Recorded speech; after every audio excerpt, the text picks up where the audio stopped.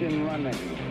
Liftoff. We have a liftoff. It is 10 after the hour. I'm Erick Erickson. This is Atlanta's Evening News on WSB. So I was going to sneak out of here early today, and so told the call screener not to worry about coming in, and then Tom Price resigned. So my plans were scuttled, and here I am live, but I don't have a call screener, so we're not going to worry about the phones this afternoon.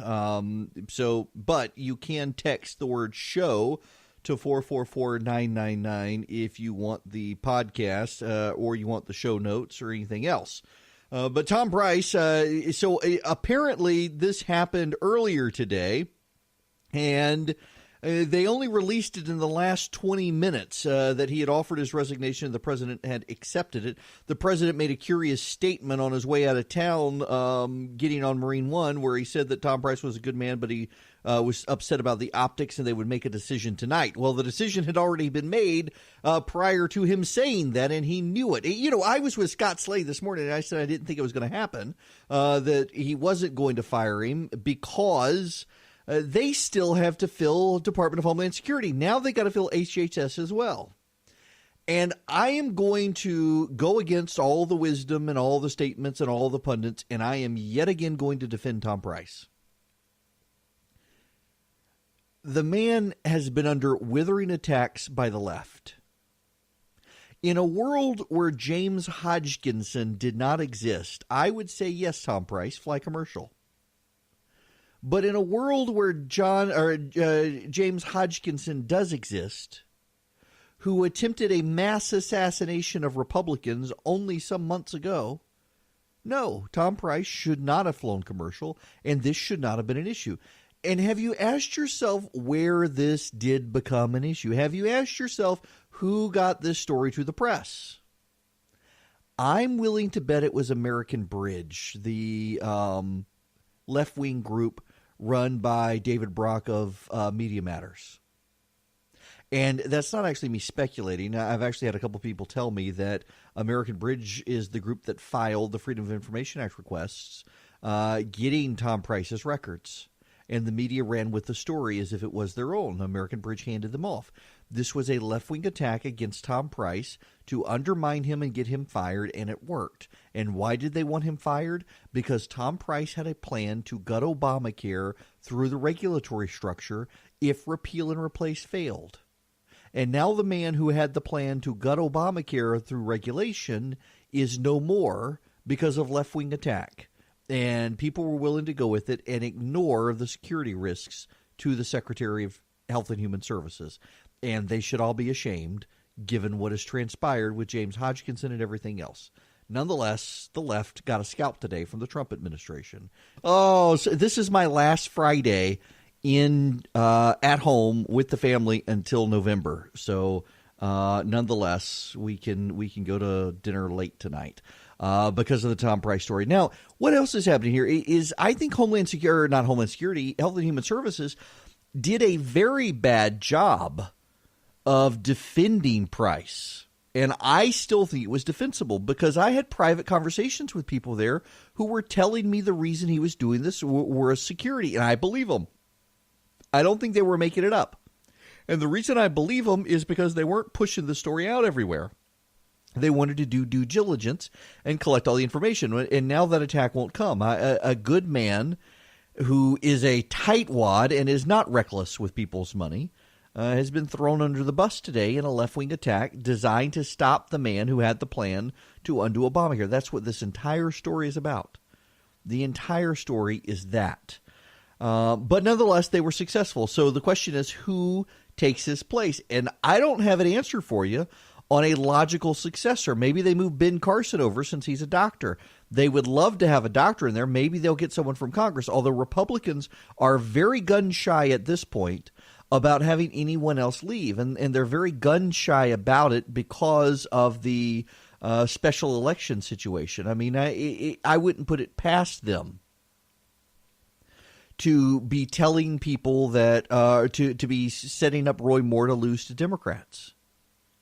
I mean, the polling has come out today. He's only 5 points ahead of a Democrat. People are starting to freak out. I wouldn't be surprised if McConnell works with the Democrats on that. We'll get into that issue later. We'll get into the NFL issue later as well. There's a lot of polling. But on the HHS situation with Tom Price, he's not alone. And this is not – the story is now coming out that Scott Pruitt, the EPA director, had taken some private flights as well.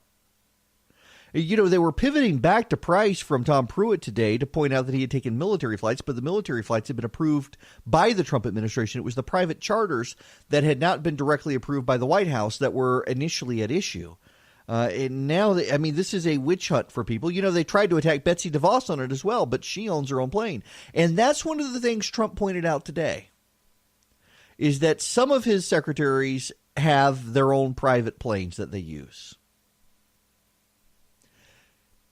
You know, I do think as well that there is an issue where Tom Price is a multimillionaire, but he doesn't act or behave like it. I mean, look at the Treasury Secretary who took the private flight to Tennessee or to Kentucky to view the eclipse. Although he was claiming he was going for something, he was going to actually verify the gold was at Fort Knox on the day of the eclipse, where he could stand on the roof and watch it. He gets a pass because he's a billionaire, or at least a super multimillionaire, and Price doesn't. I think there's a double standard there. You know, for example, John Huntsman, the former governor of Utah, being named an ambassador to, I think, Russia. Is it Russia? Maybe, I can't remember. He's being named an ambassador, and several other people who are really, really nasty and critical of Trump during the 2016 election. And people have said, well, what's the difference between them and others who said bad things about the president? The president can't get past. And you know what the common denominator is? They're rich. I think that's true. I think it's a fair statement. The president views rich people in a way he doesn't view other people. And that's all fine and good for him to do. I don't care. But I certainly do think that influenced some of the thinking on Tom Price. And I wish that this White House would have stood behind him, because we are yet again seeing a conservative, an actual conservative, being taken out of the Trump administration. The left is winning the fight on stocking the Trump administration with a lot of moderates. I mean, Gary Cohen, who thinks that you can buy a car for $1,000. You got now Ivanka and Jared in there. By the way, there's a story about Jared Kushner. Did you hear the story that he registered in New York as a voter and registered as a female? That story went viral. It got something like 5,000 retweets. It's not true. Not true. He did not register to vote as a female.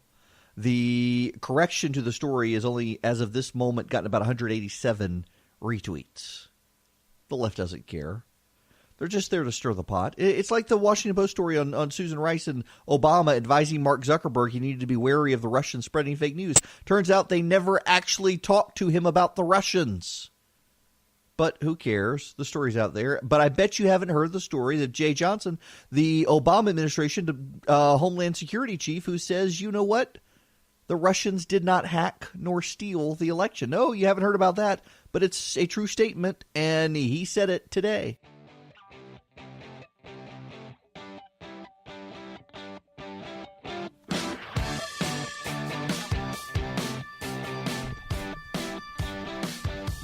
And y'all, the left continues to savage Megyn Kelly in her first week on NBC, and every single one of them is not about her interview style or what came up in the interviews, but that she is from Fox. And she can, the stench of Fox can be, that's actually the quote from one of President Obama's advisors, the stench of Fox can never be removed from Megyn Kelly. No grace, no forgiveness, nothing. Just pathetic to watch. I feel bad for her because she's a great journalist.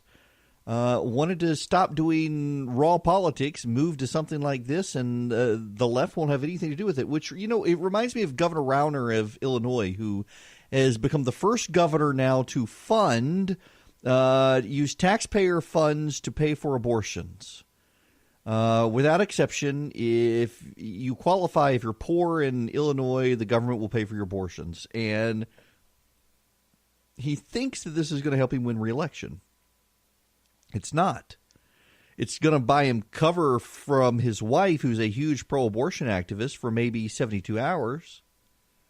but it's not going to give him peace. The left isn't going to do it. And, we see this time and time again, that Republicans and conservatives think that they can make some compromise with the left on some of these social issues, and that they'll be left alone.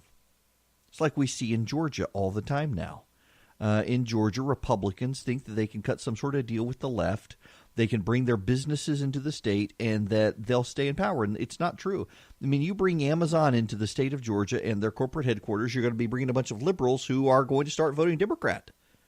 I mean, you got the Republicans in Georgia selling out Christians, conservatives, the voters of Georgia, majority of whom want religious liberty legislation because they want to attract big businesses. And these big businesses are going to come in and just slit their throats gladly with a smile at the ballot box with all their employees. But the conservatives and Republicans, they never, ever understand. The left is playing a long game to move culture in this country to the left, and you can't compromise with it. It is a steady march for them, and yet they keep trying, hoping that they'll be the last ones eaten. When we come back, we got to get into what's happening in Cuba.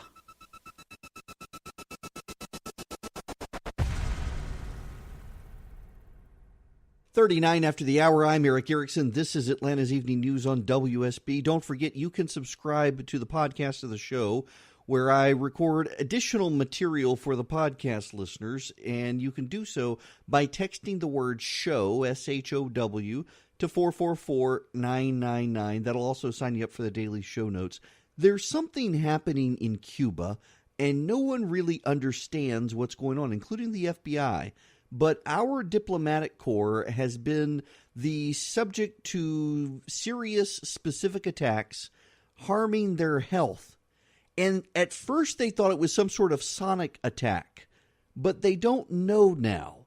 And so we are withdrawing diplomatic personnel from the American embassy. Most of the attacks have happened in hotels in Havana. So what is this? Well, let me read you part of this. This is from the Associated Press.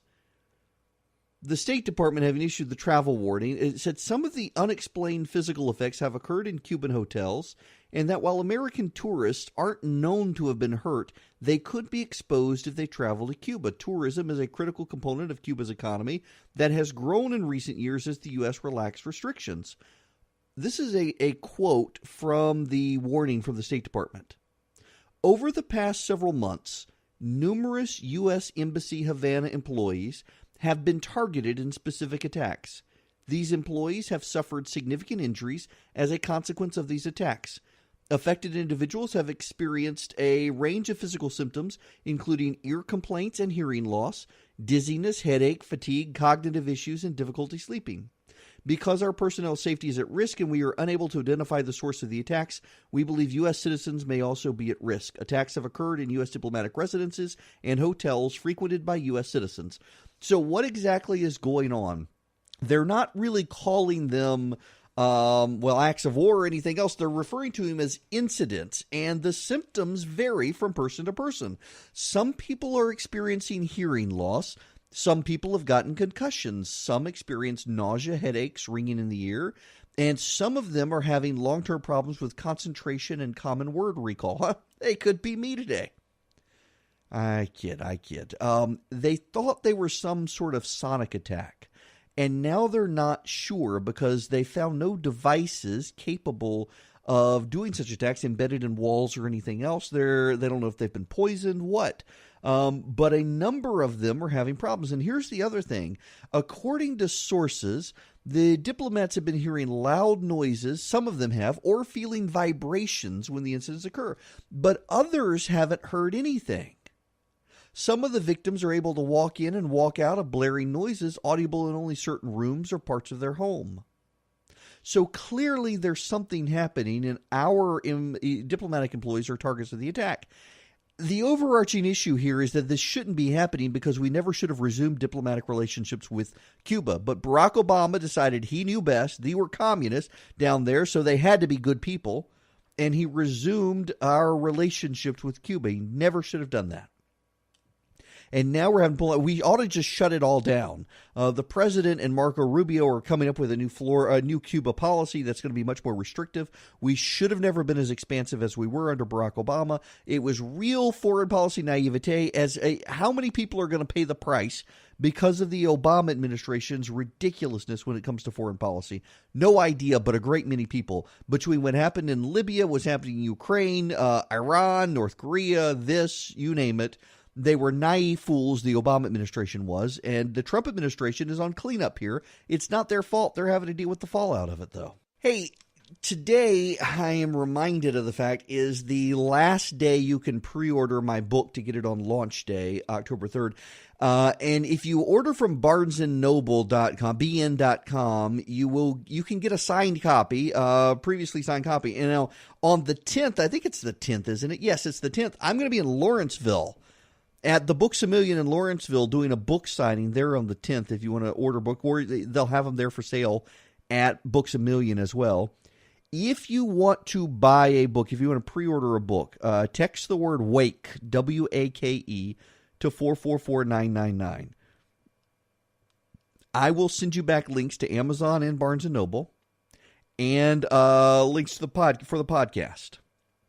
The reason that I want you to subscribe to the podcast is because I'm going to be gone a good bit for the next 2 weeks on a book tour. Monday and Tuesday I'm off. I'll be back Wednesday and Thursday and Friday. And then I got to go to New York and then to Washington and then to Nashville and then to Los Angeles. I'll be on with Bill Maher on HBO.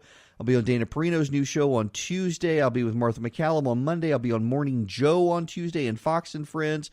Got a lot of appearances coming up next week. If you text the word WAKE to 444999, in addition to getting the pre-order links, I will send you links to the podcast so that you can subscribe. I'll be doing extra material on the road from New York, D.C., L.A., Nashville, whatnot, so you won't have to miss me. I'm not sure who's filling in for me on Monday and Tuesday, but thanks in advance to whoever it is. And it should be an interesting time. But please do order the book, and we'll have plenty of book signings, including at Monday Night Brewing coming up, where you can come by and grab a beer, and I will sign your book. Can I let you guys in on a little theory? I wonder if Mitch McConnell might work with Democrats so that the Democrats can pick up the Alabama Senate seat. I mean, just follow along with me here. Mitch McConnell would rather be a ruler in hell than a servant in heaven as long as he gets to be in charge. It's all about him and his power. He doesn't care whether he's in the minority or the majority as long as he's the guy in charge. So we saw him work with Democrats in Mississippi to sabotage Chris McDonnell against Thad Cochran. What's to stop him from sabotaging the Alabama special election so that the Democrat picks it up against Roy Moore? And then what you have is a situation where he can run around and say, see, you can't have these crazy right-wingers. You got to have establishment guys like me. Because Roy Moore has made the central plank of his campaign opposing Mitch McConnell. And now you got Mark Walker, the congressman from North Carolina, who is the head of the Republican Study Committee. He's out saying McConnell needs to go. Now, it's one thing if Mark Meadows does it, the head of the House Freedom Caucus, but the head of the Republican Study Committee is supposed to be a little more reasonable, though conservative, and he's out saying it, which is a very big deal. And people are taking notice. And McConnell, it's all about his grip on power. And if he thinks Roy Moore's election might threaten him, I wouldn't be surprised in the least little bit if he worked with Democrats to throw Alabama to the Democrats and then say, look, people, we can't have guys like Roy Moore. It wouldn't surprise me at all. When we come back, there's a news story out there not getting any attention in the American press. None. It is a foreign story from a foreign land about a tree. The broccoli tree, no less, is what they call it. And it should get attention. And I want to talk about it. The broccoli tree. What does this have to do with anything? Just bear with me, folks. There's a method to the madness here when we come back. We're back. It's Erick Erickson here, News 95.5 AM 750 WSB on this Friday. Hallelujah. I am glad for the week to be over. Programming note for you guys real quick. I will be on with Martha McCallum on Monday night from New York, and then Fox and Friends on Tuesday morning, and then Morning Joe on Tuesday morning. Then I'll be with Brian Kilmeade on his radio show at 9 a.m. on Tuesday, then with Dana Perino at 2 p.m. on her new show, the second day of her new show on Fox News. And then on Wednesday, I'll be on Fox Business with Stuart Varney and Neil Cavuto. So very busy few days in New York City. Now, this is not a story from the United States. It's from Sweden. And it is not a story that is getting covered by the press. And it sounds like a very minor story, and it's not. I think it's actually a pretty significant story, although it sounds bizarre. There is a famous tree in Sweden called the broccoli tree. The tree is famous for only one reason. A noted photographer who had a lot of followers on his Instagram account began taking pictures of the tree. And the tree, he called it the broccoli tree because it looked very much like broccoli, a head of broccoli. It a single stump trunk from which smaller trunks came from. It looked very much like broccoli. And he began over a series of years taking pictures of this tree throughout day and night, through evening and morning, through sun, through rain, through snow, through fog. He took pictures of this tree, the broccoli tree. And tourists started showing up who were followers of his Twitter account, and they started taking pictures. And then other people started taking pictures, and then other people. And it became a famous tree, a worldwide famous tree. People would show up in this part of Sweden just to take pictures of this tree because of one photographer who had some measure of fame and started taking pictures of it. In the middle of the night the other night, someone showed up at the broccoli tree and sawed part of it away. One of the parts of it, they cut all the way through. Another part of it, they only cut most of the way through. And then a work crew arrived, and even though they hadn't destroyed the entire tree, the tree was well on its way to dying, and so a work crew got rid of the rest of it. Sawed the whole thing down, and now it's just stumps. Oscar Wilde wrote that each man kills the thing he loves. And here, a tree, because of social media fame, it was destroyed. Had this photographer never done this, the tree would have never gotten vandalized. It got vandalized because of the attention it got on social media. Someone had to go destroy a pretty thing because it got attention. Now, okay, so here's the thing about this broccoli tree. It's destroyed because of the attention it got on social media. And this is happening more and more. People who have a following on social media, they attract attention to nice things, and someone goes out and destroys nice things. But it's not just in social media that we see this. This is happening, for example, with the National Football League. I mean, the National Football League is a popular thing. The National Football League, despite the brain injury talk and everything else, the National Football League has been well received by people, is popular by people, so it must be ruined. And so you have the horde shows up and tries to ruin it through these protests. And if you're not in on the protests, you are you're bad, you're racist, you support white supremacists. My buddy Leon Wolf over at The Blaze, he noted 3 different headlines today from ESPN, from from CBS, and from America Online, AOL these days. All of them have polling that shows this. A majority of Americans, not registered voters, not adults, not senior citizens, all Americans, age groups, genders, I guess I should say sex, huh? Genders, male, female, white, black, Hispanic, you name it, old, young, rich, poor, across demographic lines, they are opposed to the NFL players and their protest. They are. And the result of this is that the headlines from all of these places, all of these outlets, say that Americans are divided. They don't give you the poll numbers. The polling shows there is no division. A majority of Americans oppose it. But the media support the protests. The media supports this. It is the social media horde trying to destroy something that is popular. It is the media trying to destroy professional sports because of the popularity of professional sports. That is it. And it looks like they're probably going to do it. You know, the DirecTV is refunding people. Ticket sales are down. They want to highlight the fact that viewership was up this past week by 3%, but that had a lot to do with the Dallas Cowboys and the Dallas Cowboy fan base, and it's down everywhere else. It's down on all the other games, and you're not getting honest reporting. Oh, and the AOL report, this is the funniest one. The big headline from AOL is that a majority of Americans oppose the way Donald Trump conducted himself with the NFL protests. What the AOL headline and story do not report, but what the AOL poll shows, is that more Americans are opposed to what the NFL is doing and what the players are doing than what the president is doing. And you would never get that from the story. You would never, ever, ever get that from the story. It is blatant bias by a press sympathetic to players trying to steer public opinion.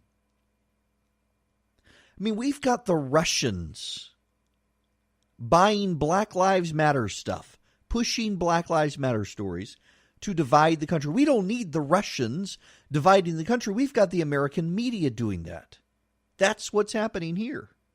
The American media is dividing people. They're dividing people with this story. They are pushing a falsehood that a majority of Americans, or somehow we're a 50-50 split on the issue. There is no 50-50 split on the issue with the NFL. And it all goes back to the broccoli tree. And it wasn't just the broccoli tree. It was many other items that got popular on social media the same way. It is our tendency to destroy things that get popular. We see this with the media when they build up celebrities. They build them up to the pinnacle of success, and then they work like hell to tear them down. It is the same principle as tearing down the celebrity, as tearing down the tree, as tearing down the NFL, as tearing apart the country. It is what the media does. But it's not just the media, it's us. It is us. Now, it may be not you, it may be not me in an individual circumstance, but people have a tendency, as Oscar Wilde said, to kill the things they love. And we're seeing this happen more and more in the country, and it is unfortunate, and it should not be applauded. Erick Erickson here, News 95.5 AM 750 WSB. It is 26, 27 after the hour. I'm sorry, I'm not looking at my clock because my computer clock has frozen on me. So in any event, welcome back. Remind you that you can get the podcast and the show notes by texting the word show to 444-999. Text the word show to 444-999. You will want to get it for the coming week because I'm going to be on my book tour. I will be providing special content for folks. And if you don't follow me on Instagram, you should. You can follow me on Instagram, Facebook, Twitter. All of them are the same thing. Instagram in particular, EW Erickson. I'll be going behind the scenes in New York City this coming week, putting up pictures on Instagram from the different locations, including from Fox News, from the NBC Rockefeller Center studio with Morning Joe, all of that stuff. It is going to be a whirlwind, crazy tour. Really is going to be crazy. I'm going to be exhausted. I'm also going out to Los Angeles. I will be on the Bill Maher Show on HBO. I know. They've been trying to get me on the show for 5 years, and I've never done it. And in part because CNN was willing to let me do it, and I wasn't sure. And then by the time I decided I wanted to do it, I was with Fox, and they didn't want me to do it. But now that I'm on the book tour, I get a lot of discretion as to what media I'm going to do.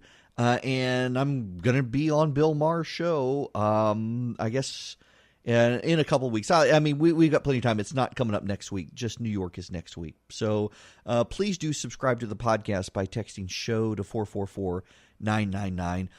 We do have other stuff I want to get into today before we get out of here and before you start your weekend. We don't have enough time for it right now, and hold your phone calls, please.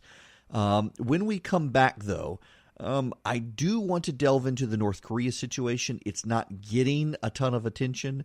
It should be getting a ton of attention. I mean, it really should be getting a ton of attention, and it's not. And a lot of people are blaming the president for it.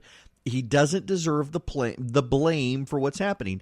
And you've got a bunch of reporters out there cheering on North Korea now, including the New York Times columnist Nick Kristof, who is alleging on Twitter that all of the kids in a North Korean high school volunteered for the military after Donald Trump said something bad about their leader. One, they're a brainwashed cult, and two, they get no choice. They all have to join the military. They do. We'll delve into all of that and so much more when we come back right here on WSB. It really is amazing how much Trump hatred governs what the left does. And I am increasingly, I see a lot of my friends joking about this, that we're never going to lose an election again. And part of me is wondering, because there is polling out there that shows that the Republicans really are hated by the American public, but that the Democrats are hated so much more that it's working to the Republican advantage. I'm not sure, though, just given the way some of the special elections are going. Now, special elections are special. You can't read much into them. But this North Korean situation is really eye-opening into what's happening on the left. Nick Kristof, I mentioned just a few minutes ago in the New York Times, basically saying that North Korean kids are signing up to join the military. They have no choice. Boys and girls, they've all got to join the North Korean military.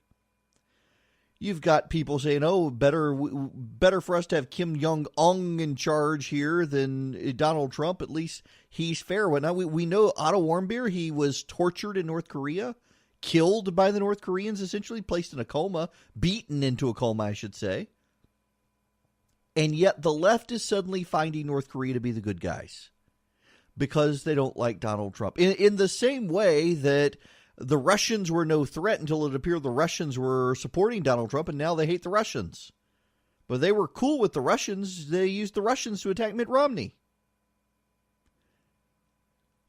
If you allow the guy you don't like to shape you, well, first of all, this is a sign of how unmoored from reality the left is. Because they are allowing Donald Trump to shape them. They come with no conviction of their own. It's not that Donald Trump is allowing them to be free with where they stand on some things, although that is the case in some things, but not North Korea.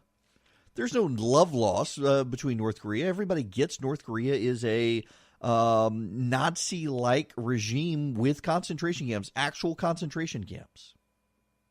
There was a report out today, though, that George W. Bush diplomatically criticized Donald Trump for the travel ban on North Korea. The reason being is because we should be encouraging dissidents to flee the country. That is a legitimate concern. But I got to tell you, I do like George W. Bush, but Donald Trump is cleaning up his mess in North Korea, and Obama's and Bill Clinton's. And there isn't a lot of coverage of that because the media hates Donald Trump so much.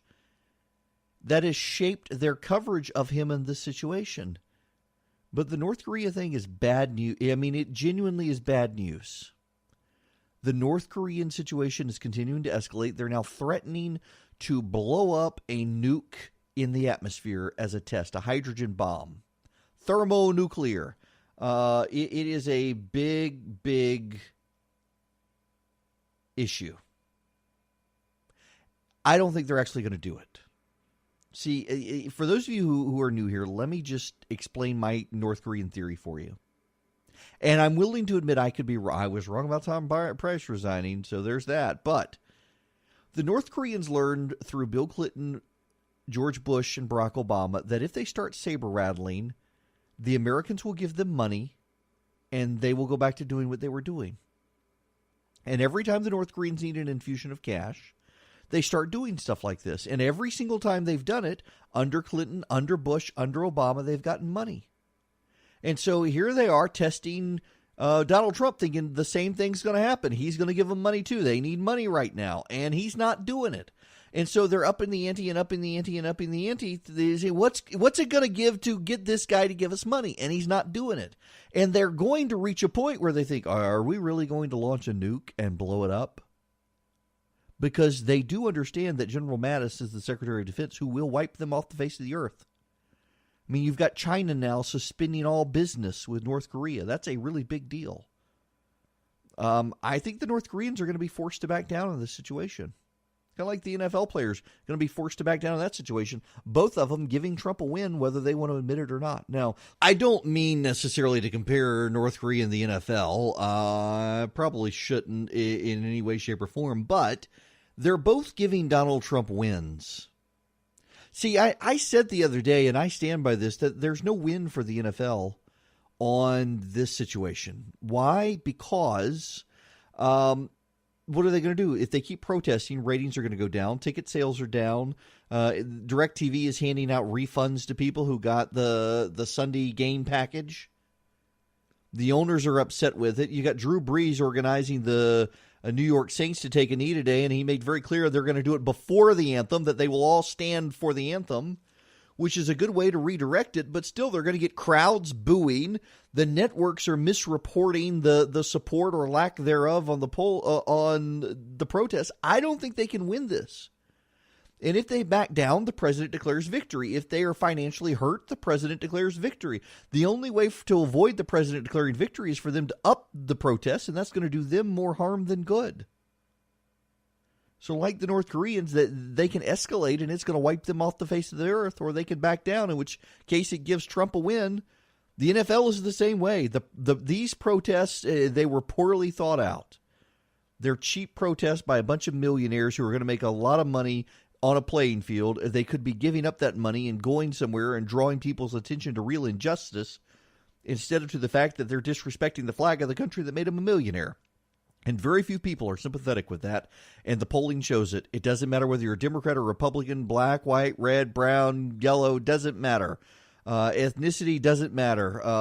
Christian, Hindu, Jew, Buddhist, Muslim, Zoroastrian, animist, it doesn't matter. Male, female, it, Z, whatever the transgender, it doesn't matter. Majority of Americans across demographic lines are opposed. They can't win. That's just the reality. I'm going to do something unusual here at the end, and I am going to ask you guys for just a small prayer request. So my book comes out on Tuesday, and I'm going to be gone for basically 3 weeks. And this book is much more theological. It's not political. There's a lot of theology in it, a lot of spirituality. And in the last week, on Wednesday, we had to take our son to the emergency room. I was in the emergency room because of the clots suddenly in my lungs. Our dog has gotten sick and can't eat. My wife has gotten sick. It is like a spiritual attack. Right as I am hitting the road on a book tour. I don't know how well the book will sell or not. But man, it is like everything is out to get us all at once. In sickness and everything else. And so all I can do is ask you guys, if you would pray for the Ericksons, I would be very appreciative. It is going to be a grueling 3 weeks for me. I will be gone Monday and Tuesday. I will be back on Wednesday. I will be doing a lot of TV. Please sign up for the podcast. In fact, if you want to order the book and sign up, get the podcast, text the word WAKE, W-A-K-E, to 444-999. I'll send you back links for the book and also for the podcast. Or you can text the word show and get the show notes and the podcast to show to 444-999. But your prayers are appreciated because, good grief, this past week, 2 weeks, has been something else in the run-up to this book coming out. And thanks to all of you who have pre-ordered it. I will talk to you guys Wednesday unless you're on the podcast, and we may do some special stuff with the podcast as well. So see you guys then. Have a good weekend.